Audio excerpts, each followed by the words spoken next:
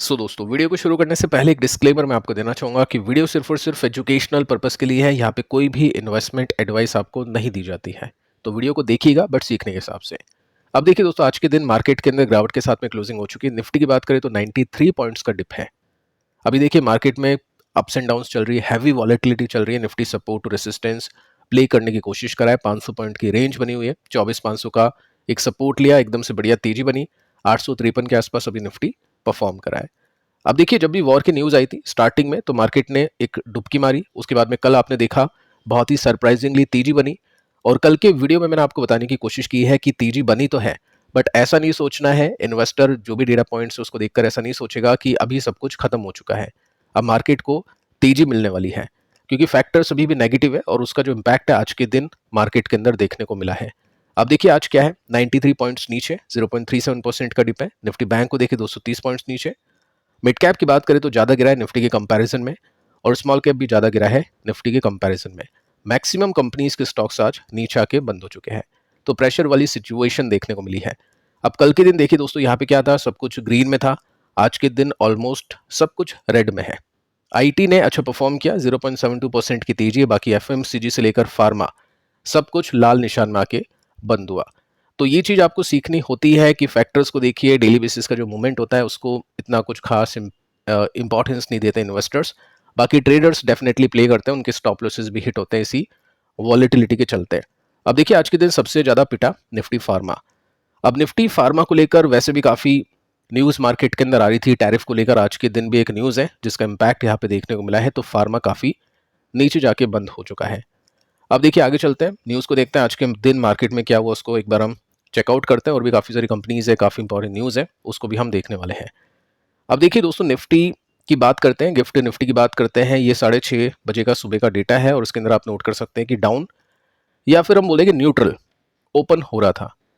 सो यहाँ पे आप देख सकते हैं कि यूएस मेंशन कर रखा है कि यूएस अग्रेसिव है ईरान के लिए। ये रिपोर्ट इनकरेक्ट है। चलो ठीक है, आगे चलते हैं। यहाँ पे आप देखोगे तो जो प्री मार्केट ओपनिंग है वो भी न्यूट्रल थी मार्केट की। मार्केट ने बाद में एक डुबकी मारी, उसके पीछे का रीज़न भी आगे चल के हम देखने वाले हैं। अब देखिए, ट्रंप ने बोला है कि ऐसी कोई रिपोर्ट, अगर आप देख रहे हो कि हम सीज फायर के ऊपर बातचीत कर रहे हैं, तो वो जो रिपोर्ट है वो गलत है। ठीक है, तो सीज फायर की ऐसी कोई भी एक्सपेक्टेशन अभी कोई नहीं कर रहा है, ना यूएस कर रहा है, ना फिर बाकी और भी कंट्रीज हैं। कोई भी यहाँ पे एक्सपेक्टेशन इस तरीके नहीं कर रहा है। इट मीन्स अगर ये आगे चलती हैं तो प्रॉब्लम बढ़ेगी।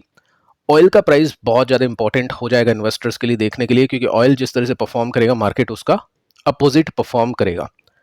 अब देखिए यहाँ पे आप नोट कर सकते हैं, 1 बजे के आसपास की एक न्यूज़ है जिसमें ट्रंप बोलता है कि इजराइल अपनी अटैकिंग को और बढ़ा देगा। जो हमला है ईरान के ऊपर वो बढ़ाने वाला है। तो ये एक रीज़न है मार्केट के एक डुबकी लगाने के पीछे का, क्योंकि इसकी वजह से ऑयल के प्राइसेस वापस ऊपर जाना शुरू हो गए थे। आगे चलते हैं। यहाँ पे दोस्तों आप नोट कर सकते हैं कि ट्रंप ने अनाउंस किया है अपकमिंग फार्मास्यूटिकल टैरिफ एक्सपेक्टेड सून। तो फार्मा के ऊपर टैरिफ लगेगा, और कितना लगेगा, कैसे लगेगा, ये आगे चल के आपको पता चलेगा। तो फार्मा कंपनीज, आपको बताइए इंडियन काफ़ी सारी कंपनीज है। मैक्सिमम जो इम्पोर्ट सॉरी एक्सपोर्ट जो होता है वो यूएस को होता है। तो उसको लेकर एक बड़ी खबर है फार्मा कंपनीज के इन्वेस्टर्स के लिए कि फार्मा कंपनीज अभी टैरिफ को लेने वाली है। देखते हैं कितना टैरिफ यहाँ पे लगेगा। देख सकते हैं दोस्तों, यहाँ पे भी मेंशन कर रखा है कोई भी पीस टॉक नहीं हो रही है, तो उसकी एक्सपेक्टेशंस आपको नहीं करनी चाहिए। साथ में दोस्तों आप देख सकते हैं इजराइल जो मीडिया है उसने पहले तो ईरान के एक पॉइंट पर अटैक हो रहा था, अब दूसरे पॉइंट के ऊपर भी अटैक करना इजराइल ने शुरू कर दिया। तो वॉर को तो भूल जाओ आप कि ये कम होगी या ख़त्म होगी। कुछ लोग बोल रहे हैं 1 हफ्ते की वॉर है, कुछ लोग बोल रहे हैं 1 महीने की वॉर है। आई थिंक चलेगी ये, और ज़्यादा चल सकती है। काफ़ी सारी और भी न्यूज़ है जिसको अगर आप भी देखोगे सुनोगे तो आपको भी लगेगा कि हाँ ये ज़्यादा चलनी चाहिए। तो ये दोस्तों एक पॉइंट है जिसकी वजह से आज मार्केट ने खराब परफॉर्म किया है। आप नोट कर सकते हैं, मेंशन कर रखा है कि इन्वेस्टर्स अभी ग्लोबल सिचुएशन को देखने की कोशिश करेंगे कि आगे क्या सिचुएशन बन सकती है। साथ में जो तेलों के दाम है इसके एक्शन, इसके डायरेक्शन को देखने की भी कोशिश की जाएगी, क्योंकि उसके हिसाब से जो मार्केट है वो परफॉर्म करेगा। अब देखिए यहाँ पे कुछ न्यूज़ है जो मैं आपको देना चाहूँगा, अगर आप यहाँ पे नोट कर सकते हैं तो न्यूक्लियर प्रोग्राम के ऊपर काफ़ी सारी बातें की जा रही है। यूएस के हिसाब से ये है कि काफ़ी डिले कर दिया स्ट्राइक करने में, ये थोड़ा सा पहले हो जाना चाहिए था, क्योंकि ये जो ईरान है वो बना देगा ये न्यूक्लियर वेपन। यहाँ पे दोस्तों आप देख सकते हैं 3 बजे के आसपास की न्यूज़ है। ट्रंप ने बोला है, क्लेम किया है कि ईरान बहुत ही आसपास पहुंच चुका है न्यूक्लियर वेपन के एक्विजिशन में, यानी काफ़ी ज़्यादा आगे पहुंच चुका है। तो इसराइल को कुछ ना कुछ करना पड़ेगा, और अगर हो सके तो देखते हैं आगे चल के कोई और कंट्री इसमें कूदती है, क्योंकि चाइना, रशिया ये सब सपोर्ट में है ईरान के, और यूएस सपोर्ट है इसराइल के। तो देखते हैं, डायरेक्टली तो मुझे लग रहा नहीं है, लेकिन हाँ पीछे से सपोर्ट यहाँ पे मिलता रहेगा। ठीक है, तो आगे चलते हैं दोस्तों। अब यहाँ पे देखते हैं ऑयल के प्राइस ने आज क्या किया।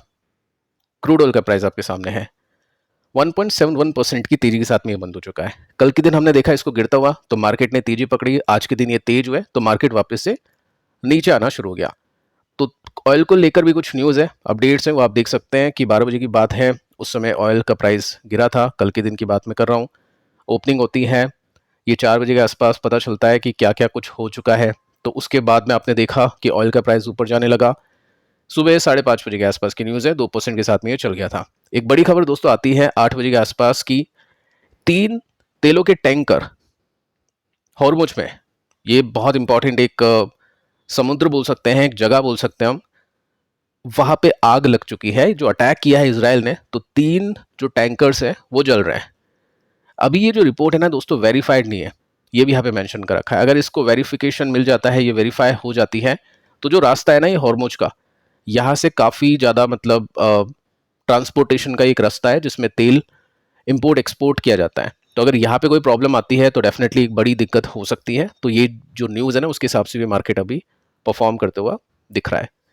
अब देखिए इसके अगेंस्ट में गोल्ड ने कैसा किया, उसको भी चेकआउट कर लेते हैं। तो गोल्ड अभी कुछ नहीं कर रहा है, 2 दिन से तो कुछ खास इसमें हुआ नहीं है। और गोल्ड देखिए कोई स्टॉक तो है नहीं कि डेली बेसिस पे 1-1% चलेगा, बहुत ही स्लो मूव इनमें आते हैं।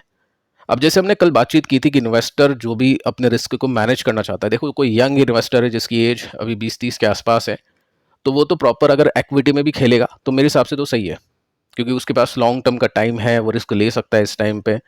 अगर कोई इन्वेस्टर है जो रिस्क इतना नहीं लेना चाहता है, तो वो क्या करेगा, वो गोल्ड में भी इन्वेस्ट करके चलेगा, डेट में भी इन्वेस्ट करके चलेगा, बाकी और भी जो कैटेगरीज है ना उनके अंदर पैसे लगा के चलेगा। तो उसके लिए मल्टी एसेट फंड भी होते हैं, या अपने पोर्टफोलियो के अंदर मल्टी एसेट कैसे लगा सकते हैं अपन।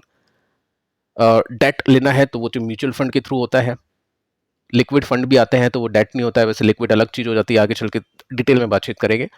गोल्ड लेना है तो गोल्ड का ईटीएफ होता है, इक्विटी लेनी है तो इक्विटी होती है, किसी को एक साथ म्यूचुअल फंड के थ्रू लेना है तो उसके लिए मल्टी एसेट फंड होते हैं। तो ये पॉइंट आपको बताना चाह रहा हूँ कि अगर कोई इन्वेस्टर ऐसा करता है, इतना ज़्यादा डाइवर्सिफाई कर लेता है, तो उसके रिटर्न्स कम होना शुरू हो जाते हैं।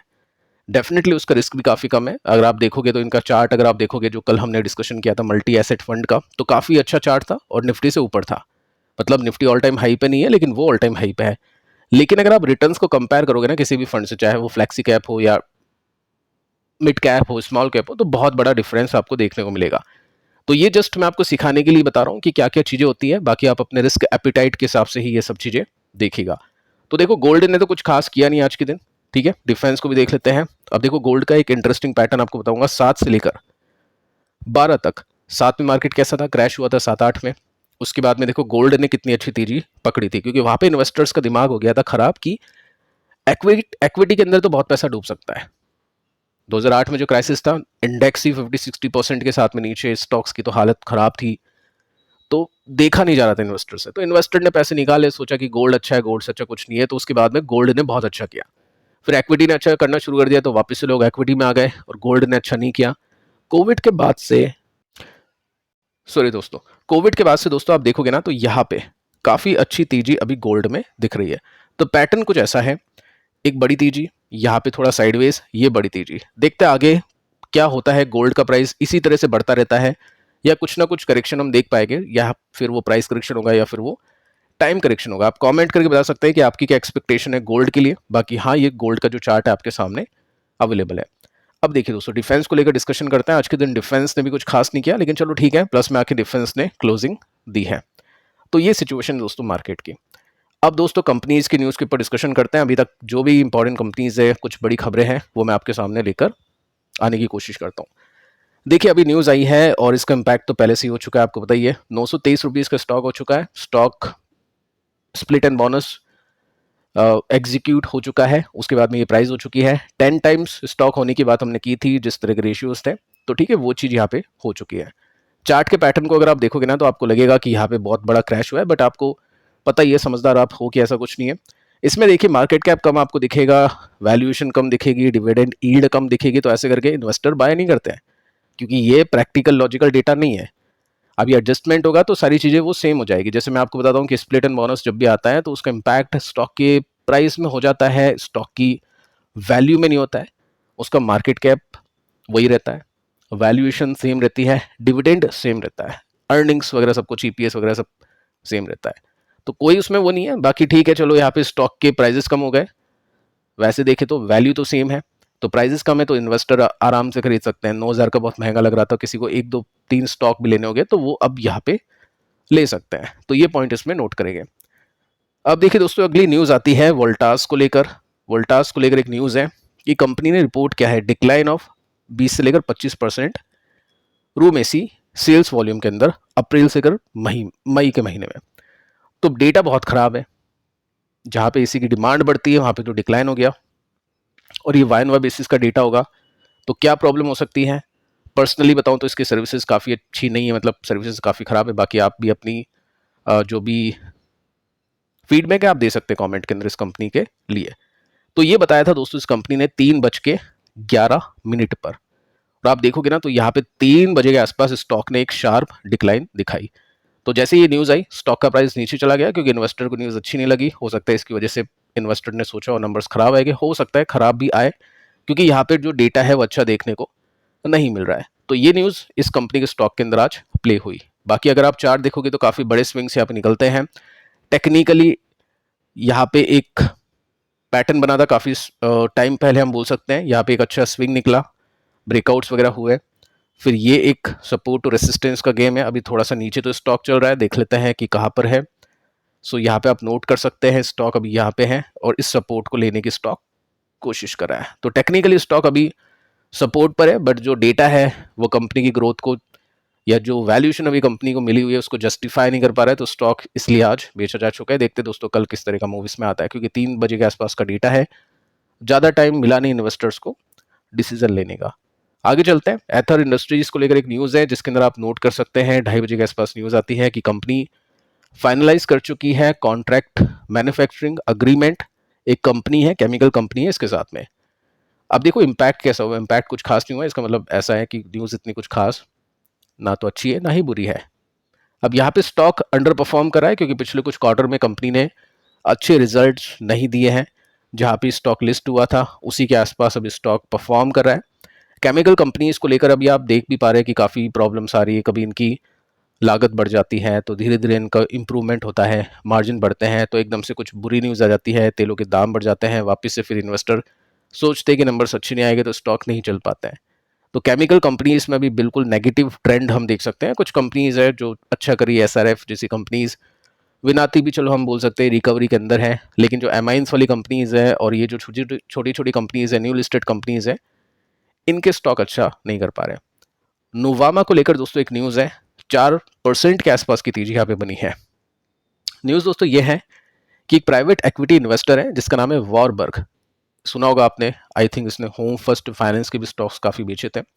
ये प्राइवेट इक्विटी इन्वेस्टर है, यानी ये छोटी कंपनीज में इन्वेस्टमेंट करना ज़्यादा अच्छा इनको लगता है जो कंपनी मार्केट में लिस्ट नहीं हुई हो, लेकिन फिर भी इस कंपनी को अक्वायर कर रहे हैं, यानी कुछ मेजर स्टेक इस कंपनी का खरीदेंगे, और ये सोर्सेस के हवाले से न्यूज़ है। तो 12:50 पे न्यूज़ आती है, ठीक है, और यहाँ पे स्टॉक का जो प्राइस है उसके बाद में चलने लगता है ऑल टाइम हाई, मतलब उस प्राइस से डे का जो हाई बोले हम वहाँ पे जाके बंद होता है। वैल्यूएशन कंफर्टेबल है क्योंकि नंबर्स अच्छे आ चुके हैं इस कंपनी के। 27 का पी रेशियो है। अगर मैं चार्ट का पैटर्न आपको दिखाऊं तो पैटर्न भी इसका काफ़ी अच्छा देखने को मिलेगा। एक अच्छी तेजी बनी, यहाँ पे एक अच्छा स्विंग बना। लेट्स सी कि स्टॉक आगे चल के कैसा परफॉर्म करेगा। पीएनजी ज्वेलर्स को लेकर एक न्यूज़ है, इम्पैक्ट कुछ खास इसमें हुआ नहीं है। 11 बजे के आसपास की न्यूज़ है कि कंपनी ने इंट्रोड्यूस किया है न्यू ब्रांड जिसका नाम है लाइट स्टाइल। एंटर कर चुकी है rapidly expanding light weight jewellery market के अंदर। तो इम्पैक्ट कुछ खास देखने को नहीं मिला है। देखते दोस्तों नंबर्स कैसे आते हैं। बाकी यहाँ पे भी लिस्टिंग के बाद में स्टॉक नीचे था, अभी बॉटम बना के ऊपर जाने की कोशिश कर रहा है। निफ्टी के साथ में मैं आपको बता चुका हूँ कि ऐसी काफ़ी सारी कंपनीज आप देखोगे जो, जैसे निफ्टी अगर यहाँ पे है तो कुछ कंपनीज होगी जो निफ्टी से नीचे होगी, कुछ कंपनीज होगी जो निफ्टी के बराबर पहुंच चुकी होगी, और कुछ कंपनीज होगी जो निफ्टी से ज़्यादा होगी। तो ज़्यादा वाली कंपनीज को हम ए कैटेगरी में रख सकते हैं, यहाँ पे 2, या बी कैटेगरी में रख सकते हैं, और यहाँ पे सी कैटेगरी में हम इसको रख सकते हैं। ठीक है, तो अभी आप देखोगे तो निफ्टी के साथ में कंपैरिजन करोगे तो डिटेल में आपको पता चल जाएगा। डिक्सॉन को लेकर भी दोस्तों न्यूज़ है, ये न्यूज़ आती है सुबह 10 बजे के आसपास। न्यूज़ का इम्पैक्ट कुछ खास हुआ नहीं है, लेकिन कंपनी के मैनेजिंग डायरेक्टर ने बोला है कि एक्सपोर्ट के अंदर काफ़ी अच्छी ग्रोथ हम निकाल सकते हैं। उम्मीद कर रहे हैं कि तेजी बनेगी। 1800 करोड़ जो पिछले साल हमने किया था वो हम पहुंचा देंगे 8000 करोड़ बाय फाइनेंशियल ईयर 26। तो बहुत ही बड़ा यहाँ पे एक्सपेक्टेशन का डेटा इन्होंने सामने रखा है इन्वेस्टर्स के। इन्वेस्टर्स ने कुछ किया नहीं, क्योंकि इन्वेस्टर को ये भी पता है कि जल्द ही सरकार इनसे पीएलआई स्कीम छीन सकती है, ले सकती है। तो वो भी न्यूज़ अभी यहाँ पे प्ले हो रही है, और मार्केट अभी सही नहीं है, तो इन वैल्यूएशन जिनकी बहुत ज़्यादा है उनको अभी रिवॉर्ड नहीं दे पा रहा है मार्केट। अगली न्यूज़ दोस्तों ये है गार्डन रीच शिप बिल्डर के लिए। स्टॉक ने अच्छा परफॉर्म कर दिया, 3% के साथ में तेजी दी। मार्केट खुलने से पहले की न्यूज़ है, तो स्टॉक ने अच्छा किया। यहाँ पे आप नोट कर सकते हैं कि कंपनी एक नया शिपयार्ड कोलकाता में बनाएगा, और इसमें आप देखोगे तो कितनी कितनी क्या क्या डिमांड है, कितनी कैपेसिटीज़ हैं, वो आप नोट कर सकते हैं। तो काफ़ी बड़ी न्यूज़ है और काफ़ी अच्छी न्यूज़ है, इसकी वजह से काफ़ी अच्छा इम्पैक्ट यहाँ पे पड़ता हुआ देखने को मिला है। स्टॉक ने दोस्तों वैसे भी काफ़ी अच्छा स्विंग निकाला था, काफ़ी विजिबल था चार्ट के अंदर और चीज़ों के अंदर देखते हुए, क्योंकि सिंपल सा डेटा था ऑपरेशन सिंदूर, उसकी वजह से डिफेंस कंपनीज के स्टॉक्स में अच्छी तेजी बनी, स्विंग निकले, उसके बाद में ब्रेकआउट्स हुए हैं। अब देखते हैं दोस्तों क्या कंपनी परफॉर्म करती है, अपनी अर्निंग्स को कंपनी जस्टिफाई, मतलब अपनी जो वैल्यूएशन है उसको कंपनी की अर्निंग्स जस्टिफाई कर पाती है या फिर नहीं। पिछले क्वार्टर के रिजल्ट में यानी Q4 के अंदर तो अच्छे रिजल्ट थे, देखते हैं Q1 में अच्छे रिजल्ट आ पाते हैं या नहीं। तो फिलहाल दोस्तों इस वीडियो में इतना ही। ये वीडियोस आप देख लेना, इनमें भी आपको काफ़ी कुछ सीखने को मिलेगा। मिलते हैं नेक्स्ट वीडियो में, तब तक के लिए बाय बाय।